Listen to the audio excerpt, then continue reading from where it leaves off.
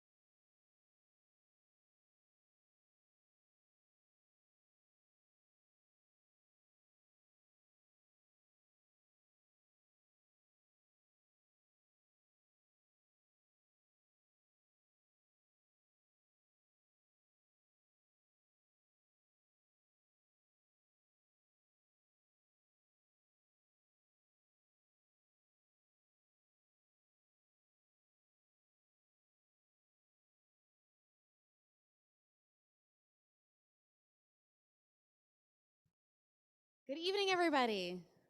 Hello, thank you so much for joining us tonight for Café Sci. My name is Colleen. I'm honored to be your host this evening. Café Sci is presented by PPG, but it's also supported by the good people like you. Thank you to everyone who donated to support this program. If you're unable to donate but would still like to support Café Sci, the most helpful thing you can do is to invite your friends to join the audience. Café Sci takes place the first Monday of each month. You can register for the next speaker at carnegiesciencecenter.org. For the remainder of the summer, our Café Sci programs will be online only, but then we will come back in person in the fall. Before I introduce tonight's speaker, for those of you who are joining us via Zoom, I'd like to remind you that you can ask questions using the Q&A button at the bottom of your Zoom window. You can enter your questions at any time during the presentation, and for those of you who are here in person, we will take your questions at the end. It is my pleasure to introduce tonight's speaker, Erica Larson, PhD, from the Department of Microbiology and Molecular Genetics at the University of Pittsburgh School of Medicine. Dr. Erica Larson discusses the effects of human immunodeficiency virus, or HIV, and how its presence in the body can increase the chances of contracting tuberculosis, or TB. Hear her findings and learn how current research is shaping the future of how both the virus and the bacteria are treated. Dr. Erica Larson is a postdoctoral associate in the laboratory of Dr. Charles Skanga at the University of Pittsburgh. She studies immunologic defects associated with HIV and how it contributes to increased susceptibility to TB. In addition, she is interested in strategies to improve protection against TB. Prior to her work in the Skanga lab, Dr. Larson received her Bachelor of Science degree in Environmental Toxicology from the University of California, Davis in 2009, and her doctorate degree in Pharmacology and Toxicology from the University of Utah in 2018. So once again, I would like you guys to all join me in welcoming our speaker tonight, Dr. Erica Larson. All right. Well, thank you for that wonderful introduction, Colleen. All right. Well, so today the title of my talk is HIV and TB co-infection and breaking the cycle. So we are going to be talking about co-infection. So what is co-infection? So HIV TB co-infection is when you have somebody who is infected, who has HIV and tuberculosis, or TB. And these are names that we give the diseases. So HIV is a disease that's caused by a viral infection with the human immunodeficiency virus, or HIV. And tuberculosis is the disease that's caused by the bacterial infection, Mycobacterium tuberculosis. And so both of these diseases are chronic, so they're long-term. And so that tends to be an issue when it comes to treatment. So today, my talk is going to be about breaking the cycle. So we know that HIV by itself is bad. We know that TB by itself is bad. And when they get together, they synergize with one another and they make each other worse. And so we're going to talk about ways in which we can break the cycle between HIV and TB and its impact on HIV. Now, HIV is worldwide, this is the current statistics in 2020, around 37 million people are infected with HIV. Around 84% of these people living with HIV know their status. And ultimately, HIV causes around 1.5 million deaths per year. Or sorry, 1.5 million people become infected per year. And so how does one become infected with TB? So one way is through sexual contact. So that's predominantly how most adults get infected. For children, it is mother-to-child transmission. So those are the main ways in which people get infected. Other ways is through IV drug use, as well as blood transfusions. The other ways, the ways that you can not get HIV is through a handshake, through sharing food, through kissing, and through mosquito bites. So the main ways are through these, or the real ways are through these top four here. And so when someone becomes infected with HIV, what happens, so this is just tracking in here in red, the virus, and in blue, the CD4 counts in the blood. And so initially, this acute phase here is within the first few weeks. So you get a spike in viremia, plasma viremia, which is also accompanied by a drop in CD4 T cells. And CD4 T cells are your helper T cells. They like to help out other cells in the immune system, and they're really important for fighting off diseases. So that's the acute phase. Then the infection goes into this asymptomatic phase. And so this is known as the honeymoon phase, and this can be anywhere between months and years.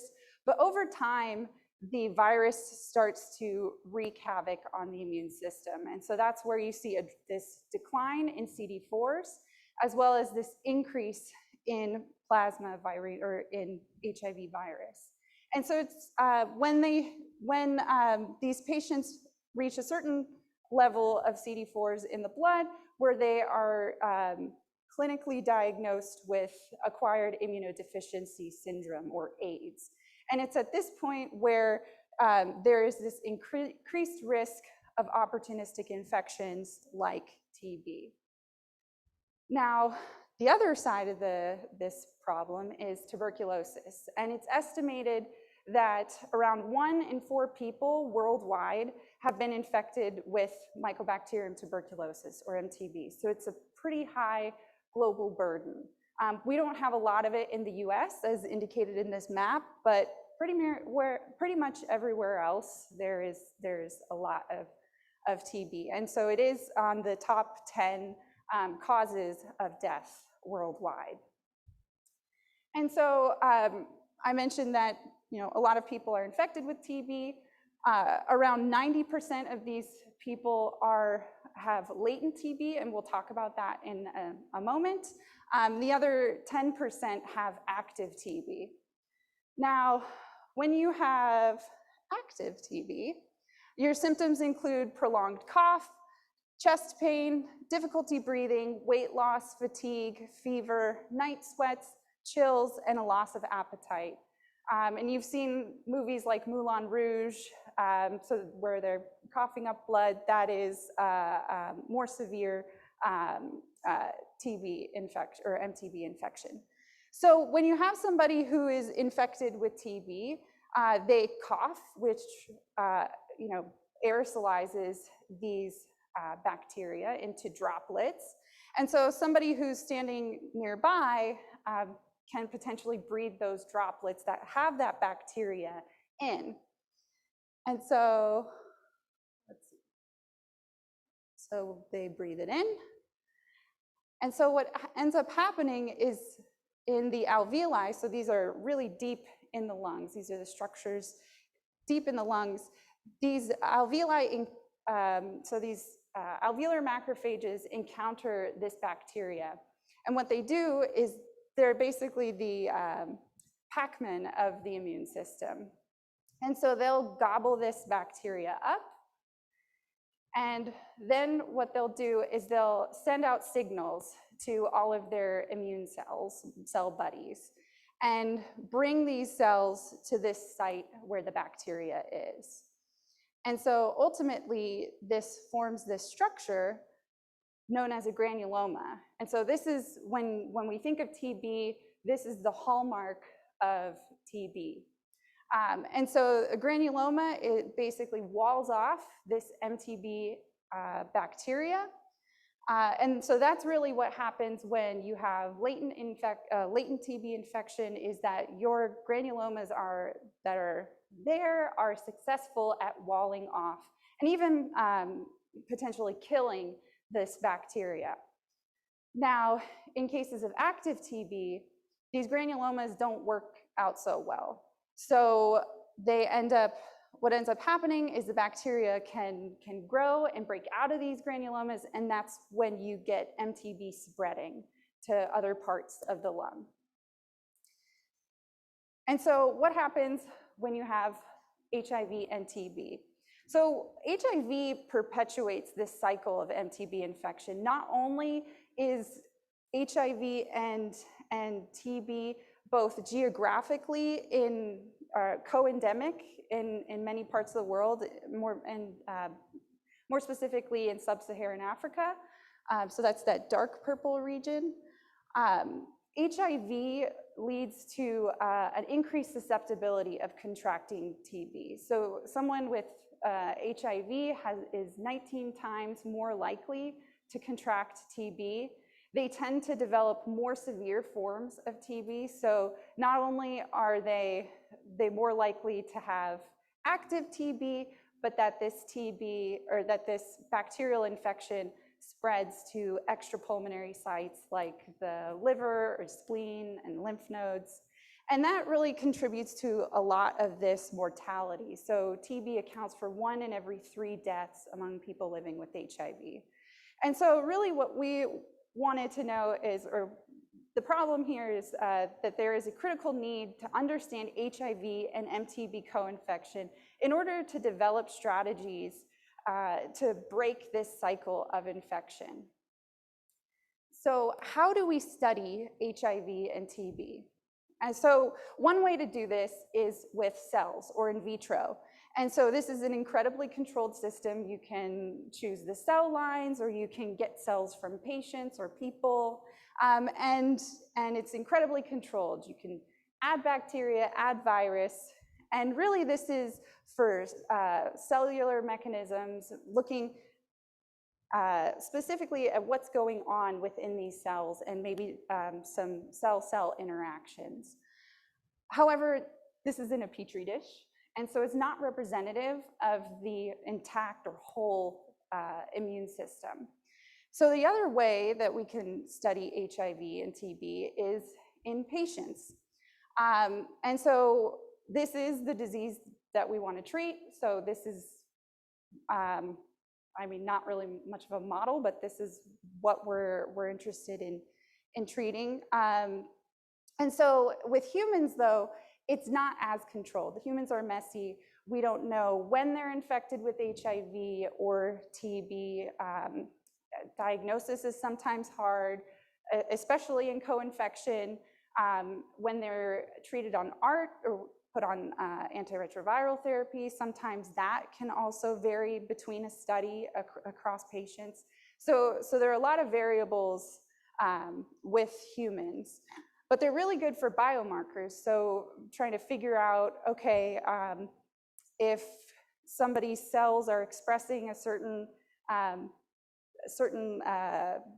profile, this may show that they are more likely to have severe TB. So those are sort of things that we can do with patients. They have an intact immune system, great, or in the case of HIV, maybe less so. However, with patients, sampling is limited. What we can get from them is predominantly blood, but there are other compartments that we can sample. And so it leaves this really big gap in terms of studying co-infection. And so a way to bridge this gap is with animal models or in vivo. And so these are semi-controlled depending on the model. If you have mice, these you can have, they're very genetically controlled, so they're inbred, so you don't have to worry about variability that way. You can look at complex mechanism studies. So once again, this is an intact immune system, and so you can look at interactions between cells. And they can also be used for safety and efficacy studies. I mentioned that they have an intact immune system, and they also allow for the ability to sample other compartments. So for TB, there are several models, animal models to study TB. I'm just listing a couple here. So there's the zebrafish model. This uses Mycobacterium marinum, which is a cousin of Mycobacterium tuberculosis. There's mouse studies, which are great when we want to look at knocking out certain pathways. There are these things called knockout mice. So you can remove a part of a pathway in these mice and see how TB progresses. And then there's non-human primates. And so in looking at these studies, or these models, the one problem is they're great for TB, but HIV is a lot harder to study in these, at least two of them. So HIV is not really a host, or is not really, the host for HIV is either primates or humans. And so that really means that in terms of studying co-infection, that non-human primates are the best model to study both. And so how can we break this cycle? So I look at this as two sides to the same coin. So there's pharmaceuticals, which is more of a reactive approach. Somebody has an infection, so you treat that infection. And this is because I mentioned these are chronic diseases. This is long-term therapy. This comes at a high cost to the patient, and that there are often side effects. The other alternative option is with vaccinations. So this is more of a proactive approach, trying to protect individuals from getting the infection. This is a one-time, and I say that with the caveat because we all know that we often have to get boosters for things. And that's how the immune system works. Over time, protection can wane, so we get boosters. This is because it's a one-time thing for the most part. It's less of a cost burden to the patient, and that there are minimal side effects. And I say that also with a caveat because I know some people can have side effects to vaccines. So looking at this first side of it in looking at pharmaceuticals. So for HIV, there's antiretroviral therapy.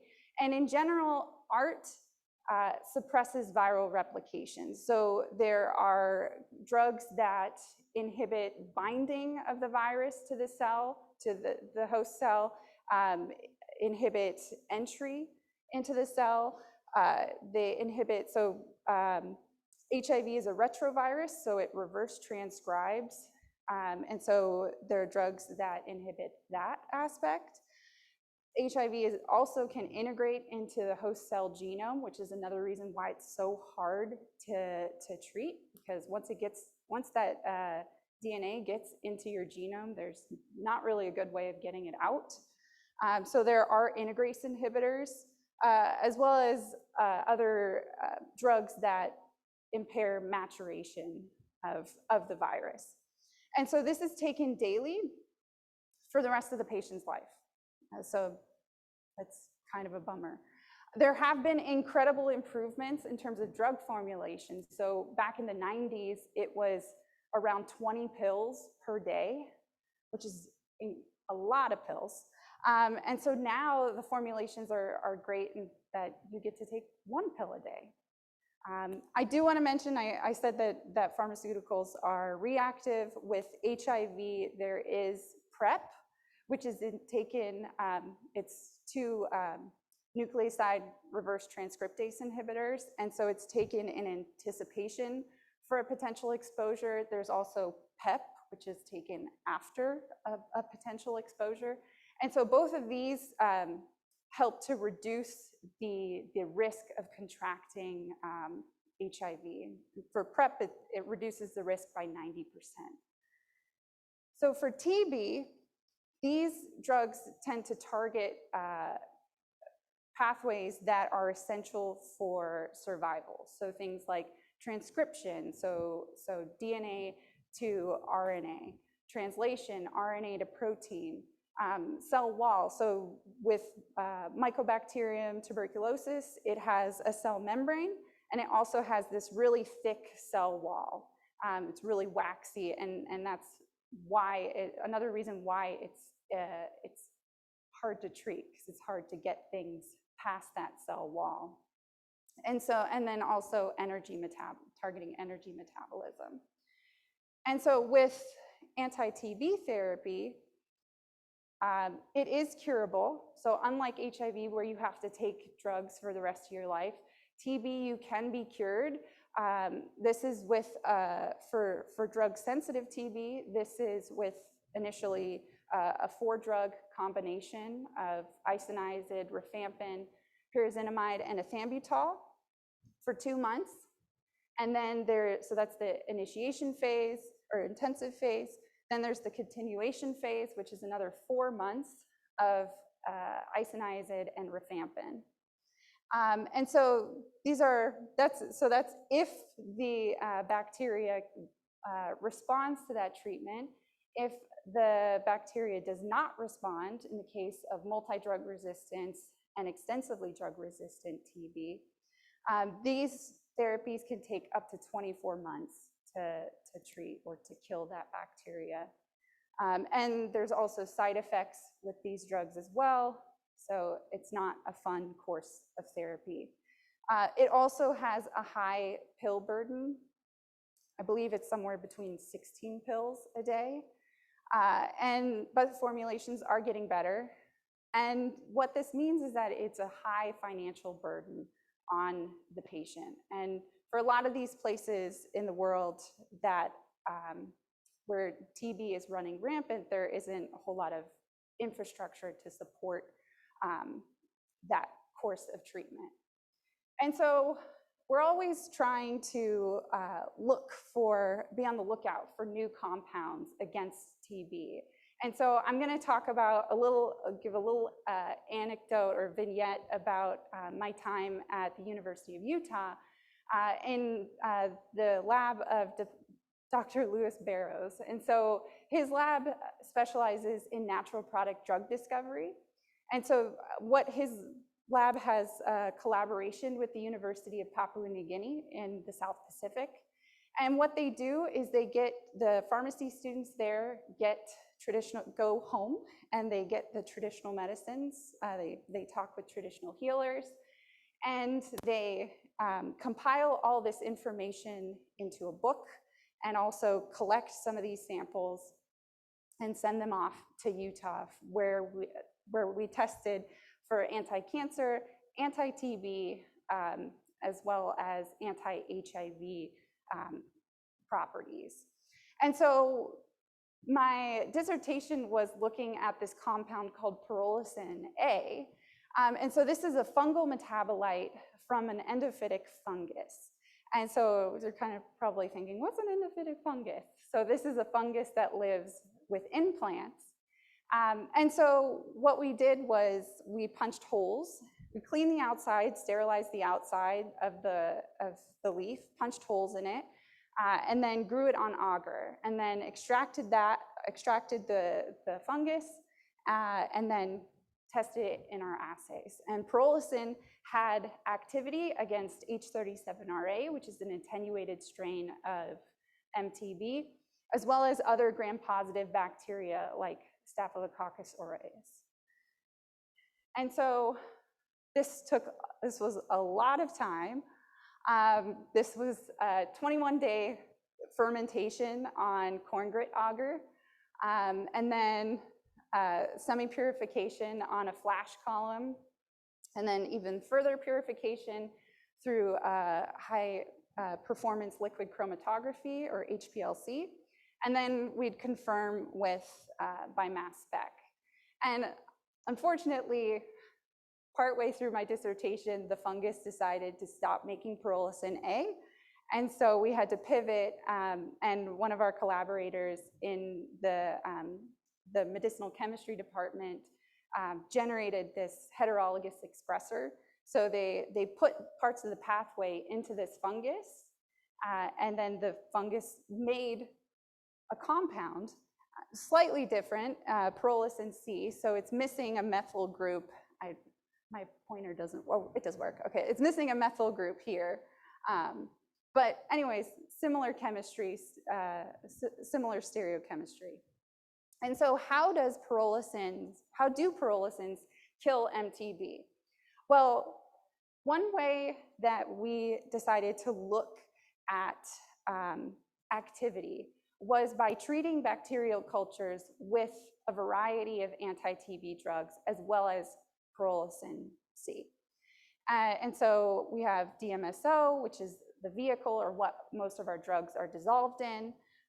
We've got our transcription inhibitors shown in red and magenta. We've got a protein synthesis inhibitor in green. And then these other compounds, which they clustered close to the DMSO. So they had a variety of mechanisms, like isoniazid is a cell wall inhibitor, but they didn't, in this assay, they didn't seem to have an effect. But we also have pyrrolizin C. And so what happens is the bacteria in these cultures, they see these drugs and they respond. And there's a shift in their transcriptomes, and then we look at their transcriptomes, and that can reveal what the mechanism of action is. And so for pyrrolizin C, what we found was that there were pathways associated with energy metabolism that were running rampant. And so this hinted at a unique mechanism of action. And so what do we think, what happened here? So what we believe happened with pyrrolizin C is that it inhibits fatty acid synthesis. So this is a more simplified version of the fatty acid synthesis pathway. And so you have acetyl-CoA, and it gets converted into malonyl-CoA, and then it gets loaded onto this acyl carrier protein, and then it goes through this cycle. And what this essentially does is it adds more carbons to the end. And our cells do this, but also bacteria do this. So our cells like to do this for phospholipids. So these are you think of your phospholipid bilayer in your cell around your cells. And so that's for mammalian cells. And for the cell wall, this is really important for mycolic acids, for Mycobacterium tuberculosis. So what we think happens for pyrrolizin C is that if we were to think of this as a Ferris wheel, and so going back to that previous slide, we have acetyl-CoA. There's an enzyme called acetyl-CoA carboxylase, which gives that acetyl-CoA a ticket. And then that malonyl-CoA can then get on the Ferris wheel and ride the Ferris wheel around and basically become this elongated fatty acid. And I put a lot of these in here. So for pyrrolizin, what happens is it inhibits this enzyme, acetyl-CoA carboxylase. And so you don't have any ticket, you can't ride the ride, so you don't have elongation. So it really inhibits this fatty acid synthesis. So this compound has the potential for as an anti-TB alternative, but it comes with limitations. So it has a novel mechanism of action. So it has an application for drug resistance. So meaning that the bacteria has already started to develop resistance against rifampicin and isoniazid. So this is a nice compound because it hasn't seen it yet. However, pyrrolizin, I didn't show this data, but pyrrolizins have a small therapeutic index in vitro. And so what this means is that it kills the bacteria, but it doesn't take a whole lot more to kill mammalian cells. So that's not ideal when we think of drug candidates. You want a wide therapeutic window, and so then it's more specific for killing bacteria or killing a cancer cell. And so that is the pyrrolizin story.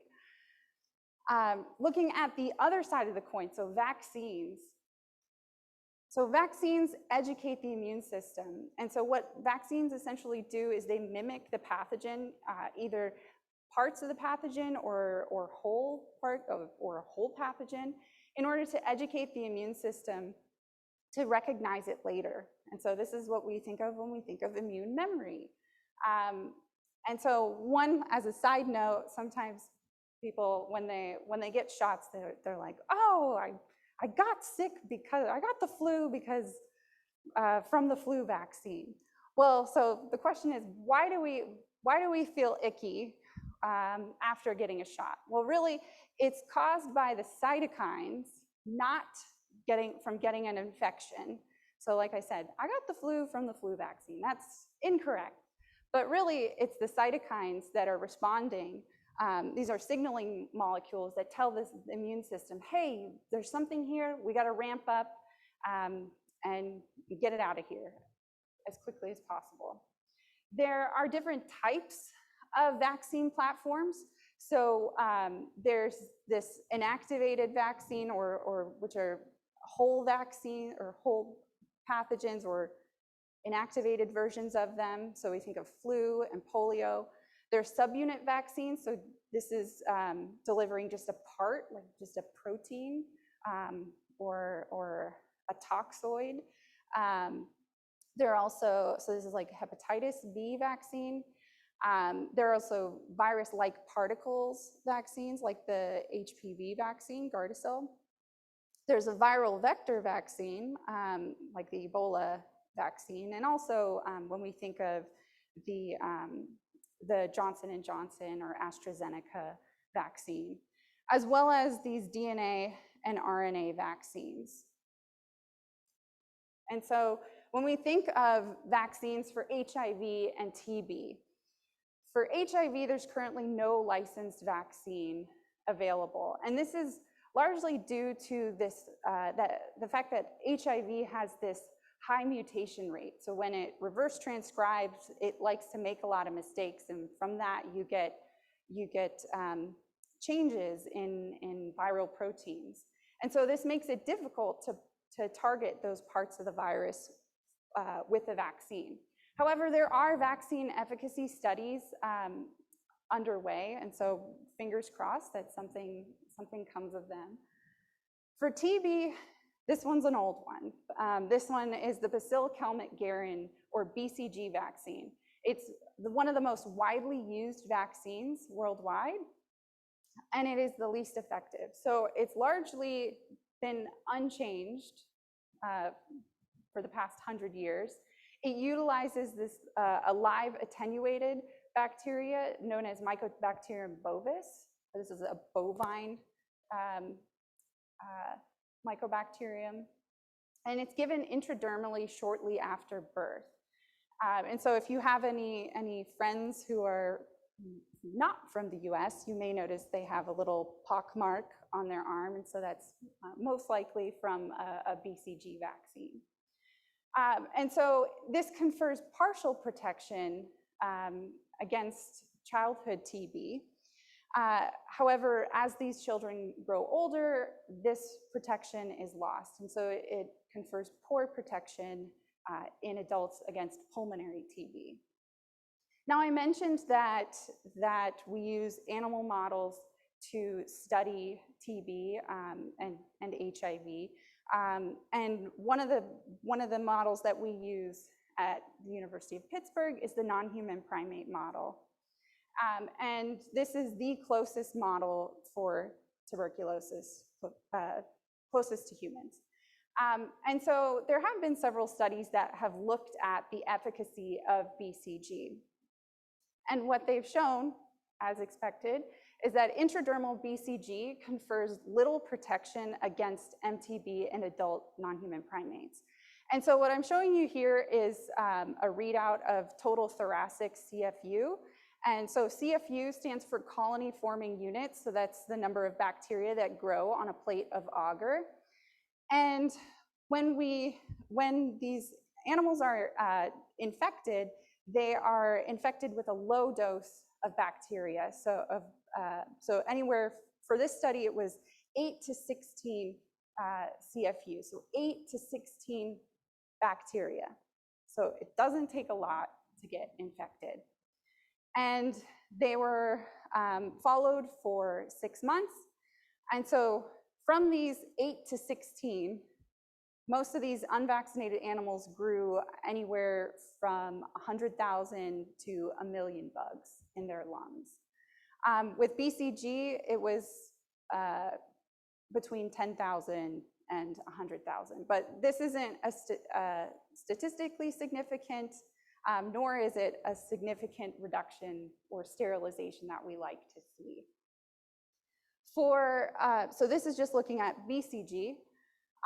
In this same study, they looked at BCG that was supplemented with MTB proteins or subunits, like a subunit vaccine, as well as an adjuvant, so something to stimulate the immune system. And so this is similar to a hepatitis B vaccine strategy. And giving adjuvants, so trying to help the immune system recognize more MTB proteins, there wasn't much of a difference in the bacterial burden in these animals. Similarly, they also looked at adenoviral vectors that express or that encode MTB antigens. So what adenoviral vectors do is they go and they release their contents into a host cell, and then it utilizes the machinery in the cell to make these proteins. And so with this, so this is similar to the AstraZeneca and Johnson & Johnson COVID-19 vaccine, but this study used MTB antigens, and so I don't want to deter from the current COVID-19 vaccine. It works. But anyways, in this study, with BCG adding an adenoviral vector to try to boost this response against MTB antigens, they didn't see an improvement in protection. That is until this second study. So this follow-up study looked at changing the route of vaccination. So typically, I mentioned it's given intradermally. So in this study, they gave it 2 different doses intradermally, one at 5 × 10 to the 5th CFU, the other at 5 × 10 to the 7th CFU.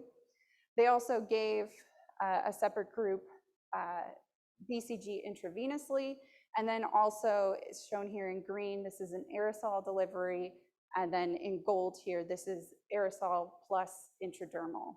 And the intradermal is with the ID high. And so as you can see from this, there's a dramatic drop or decrease in thoracic CFU. And what was really exciting about these results is that there were 6 animals that were completely sterile. There was no bacteria, there was no MTB that grew from their tissues. And so that was really exciting because sterilizing immunity hasn't really been seen before. And so what we wanted to do here at Pitt is see whether we could see similar protection in a model of HIV. And so this work is under my mentor, Dr. Charles Skanga. And so for this study, what we did was we had 4 groups. We had one group that was just challenged with MTB. We had a second group that was vaccinated and then challenged. We had a third group that was just infected with SIV, so this is a simian surrogate for HIV, and then challenged. And then a fourth group that was infected with SIV, then vaccinated, and then challenged.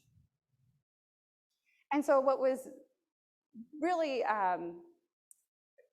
incredible about these results is that IV BCG caused this influx of T cells into the airways. Now we think of TB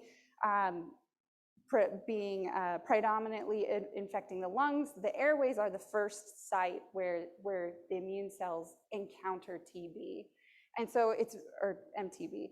And so it was really exciting that these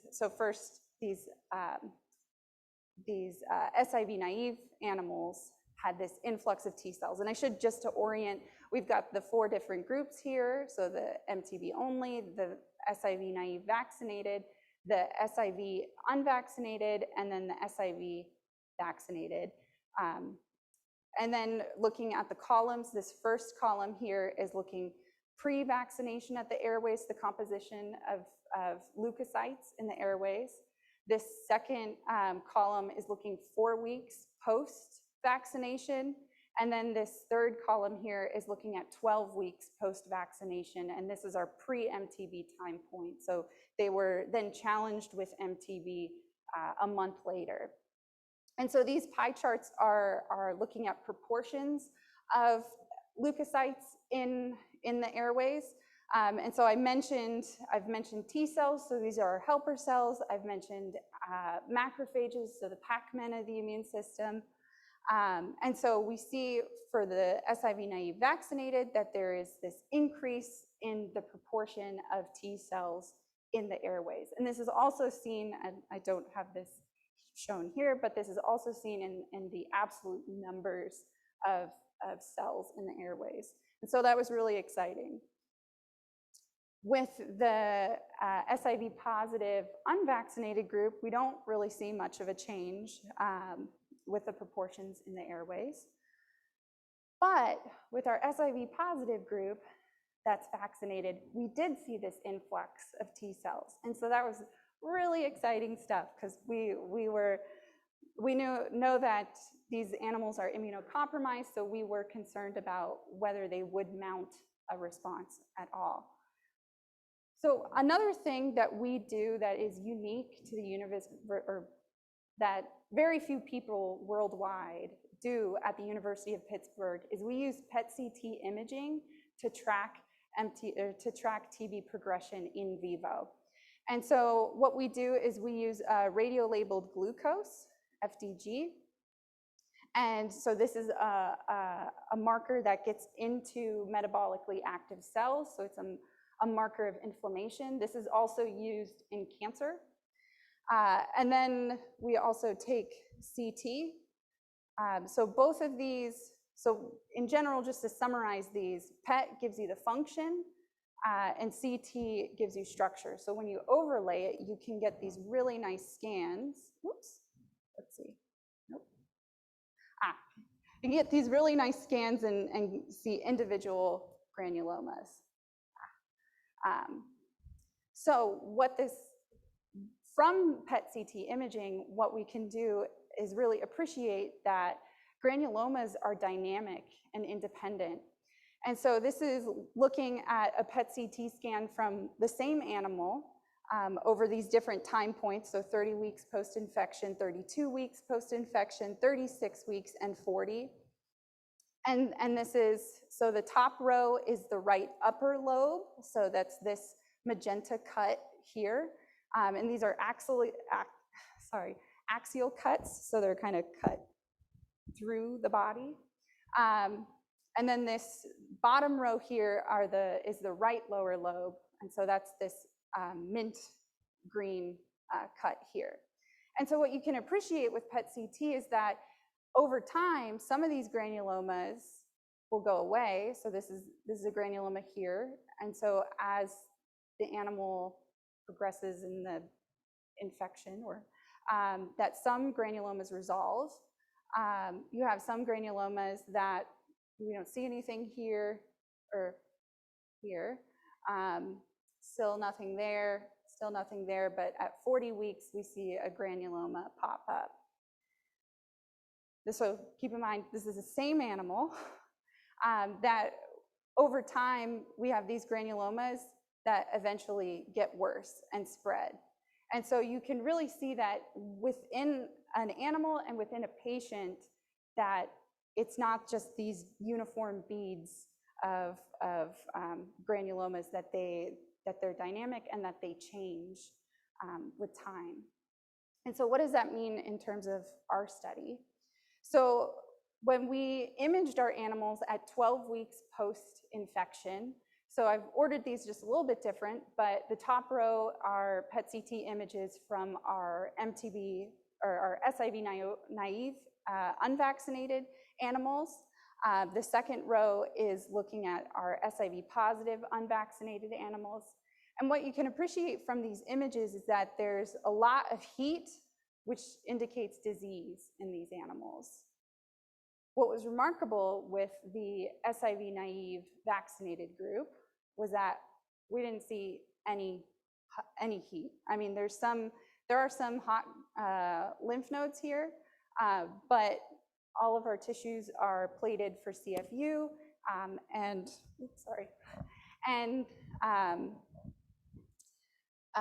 none of these tissues grew bacteria. What was even more remarkable is with our SIV positive group, we saw similar results to our SIV naive group, with the exception of these 3 animals here in the bottom right corner. And those animals actually ended up having disease. But for the majority of our animals that were SIV positive, they managed to have sterilizing immunity against TB. And this was also reflected in the bacterial burden so comparing our dark blue dots here with our SIV naive vaccinated group here, that there's a significant, that all those animals were sterile. And that looking at a comparison between our SIV positive group, that there were only 3 out of 12 animals that grew bacteria. So that's an incredible degree of protection. And so from this talk, what I hope you've gathered is that HIV and MTB infection alone is bad, but when they're together, it's even worse. That there are ways that we can break the cycle by targeting each pathogen. So there's, with pharmaceuticals, this is more of, for the most part, a reactive approach. And with vaccines, this is more of a proactive approach. And that we have some really exciting progress towards achieving sterilizing immunity against MTB. So this really exciting step. With that, I want to acknowledge all the people that were involved in these studies. So I want to acknowledge my mentor, Dr. Chuck Skanga, as well as all of the members of the TB research group here at Pitt. This is really team science at its best, and it would be impossible to do alone. And so this is a really great group, and I can't promote them enough. They're great. And then also our collaborators at the University of Wisconsin. And with that, thank you for listening, and I'm happy to take questions.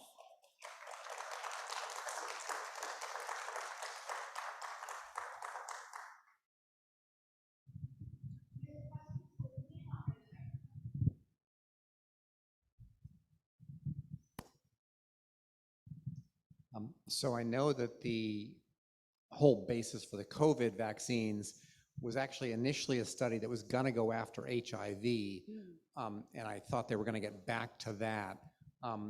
What do you know of that, and do you think there will be an HIV vaccine within the next couple years or something?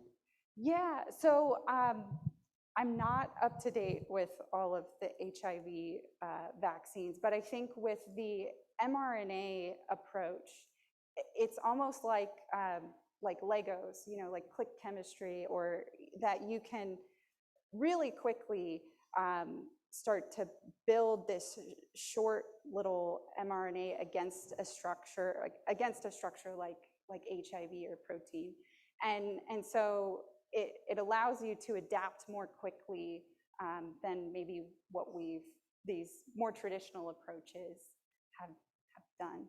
So yeah. But I gather one of the challenges is that HIV has been around long enough that it's got hundreds or even thousands of mutations. I mean, we see COVID with a half dozen, right, and we're having trouble with that. But HIV will be a bigger challenge that way. Yes, yeah, there are different, and again, I'm more of a TB. I specialize more in TB. But I do know that there are different clades of HIV, and so some are more pathogenic than others. And so yeah, that is definitely, and there are some that are in in different parts of the world. And so that is something to think about, especially when developing a vaccine. It's like, do you target this one area, or do you try to make a vaccine that could try to target more, have a wider breadth?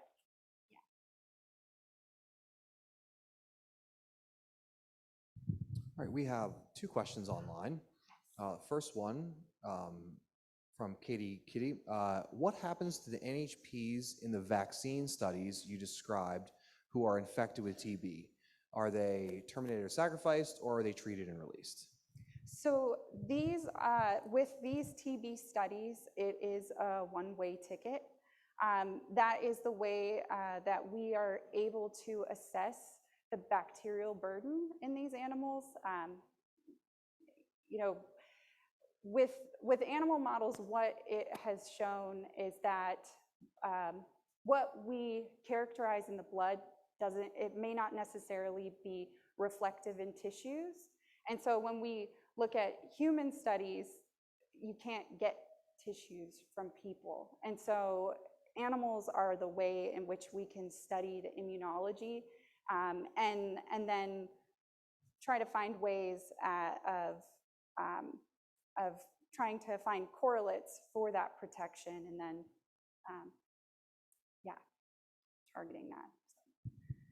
We had a similar question about why using animals instead of already infected humans as well.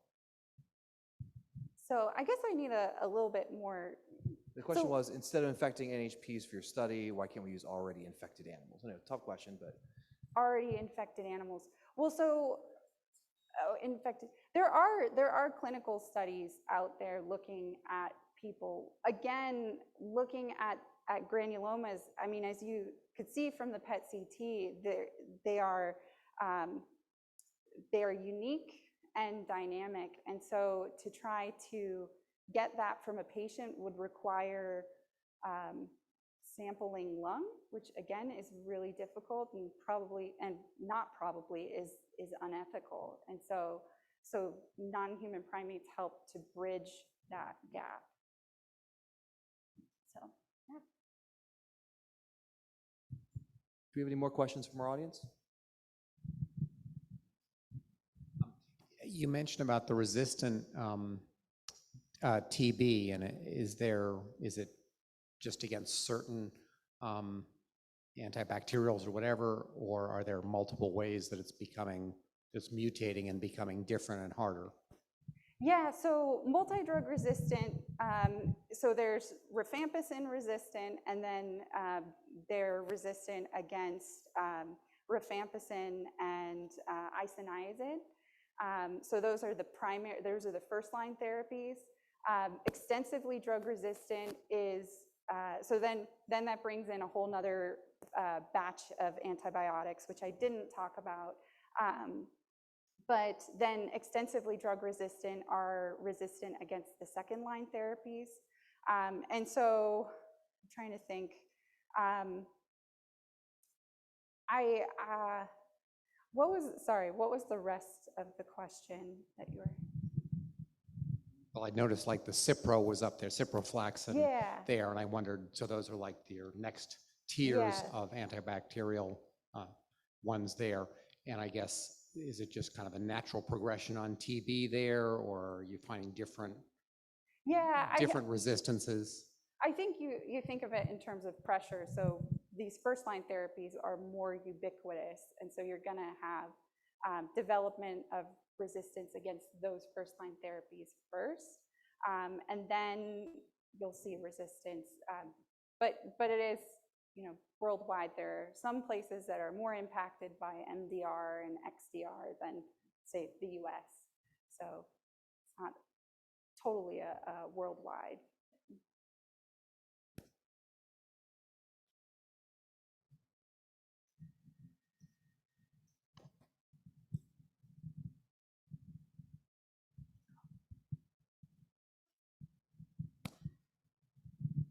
So you were talking about vaccines for TB and the fact that they are not real strong in adults. Yeah. Why do we have such a wide variety of the degree of infection from country to country? Can you say that? Can you say that a little bit louder? So some countries on your list had real mild or minimal amounts of TB, and others had a lot more. Yeah. What's the difference between the countries if the vaccine is not that effective? That is a very good question. So what impacts TB isn't just the vaccines. I mean, you got to think of socioeconomic issues, access to healthcare, malnutrition. All of these things play a role in having a healthy immune system. And so that's why there are also, behavioral differences. So why in some countries there's a higher proportion of men than women. And so it really depends on the country that you're interested in.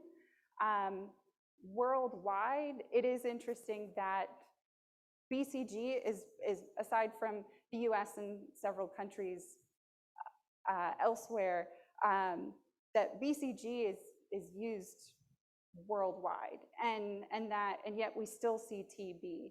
And so it really highlights the need to improve our vaccines, and especially improve our vaccines in protecting adults too.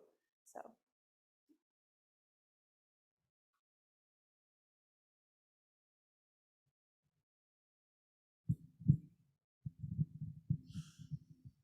So when you showed the map of where it was, I guess it was TB and HIV that was most prevalent. Yeah. And you said in sub-Saharan Africa that was very prevalent there. Is there a push now to have clinical human trials of this vaccine? This vaccine is not near clinical trials just yet. I think a lot of people probably would be hesitant to inject live bacteria intravenously, like making them bacteremic. But there are groups that are working on either making the BCG die quickly, or try to figure out what parts are most important. This is the whole part of studying the immunology side. What parts are most important to conferring this huge amount of protection? Is it CD4s, so those helper T cells? Is it that we need to boost up those macrophages or those Pac-Men? And so that's really an ongoing effort. We're not there yet, but I mean, that is something that probably in 10, 15 years is something, but probably not with BCG, live BCG like this, but a different form.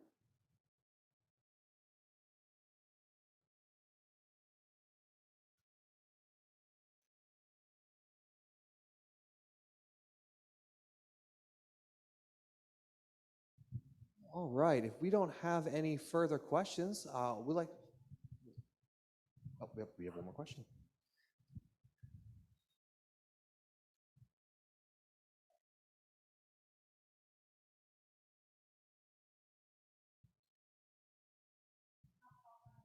Last call for any audience questions. We do have one online here. It's a little more complicated. Yeah. I apologize. How can we counter scientists who are anti-vaxxers? It's a little more complicated question. Counter scientists who are... For example, a physician who has a legitimate claim to be a co-inventor of mRNA vaccines is now a vocal anti-vaxxer and is making the rounds on chat shows. How can we disseminate the message that the vaccines are safe and effective? Maybe from your background or area of expertise. Yeah, I guess I'm not familiar with that particular story, and so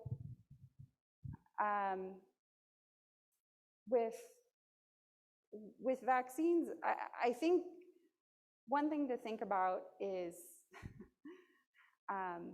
motivation. The person that comes to mind is Andrew Wakefield, who is somebody who probably, elevated the anti-vax movement.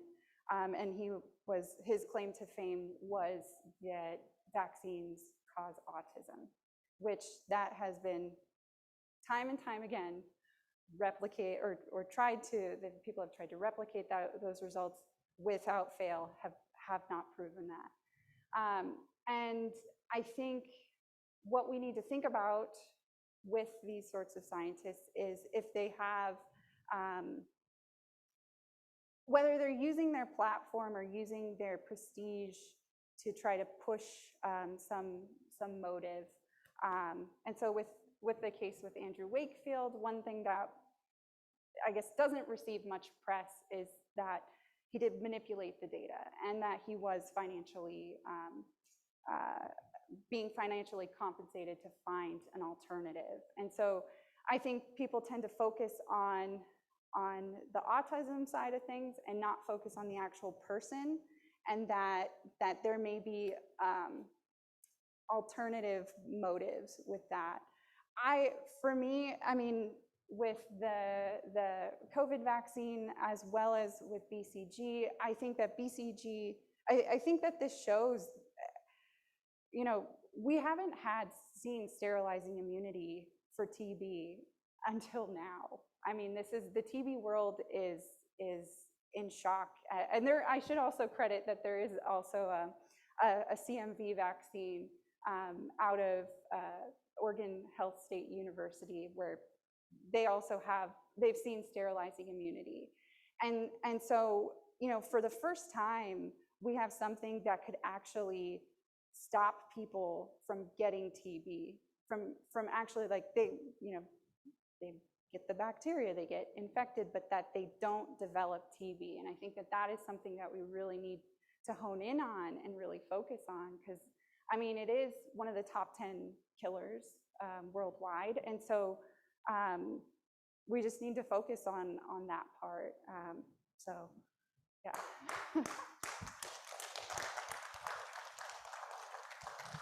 Saving lives.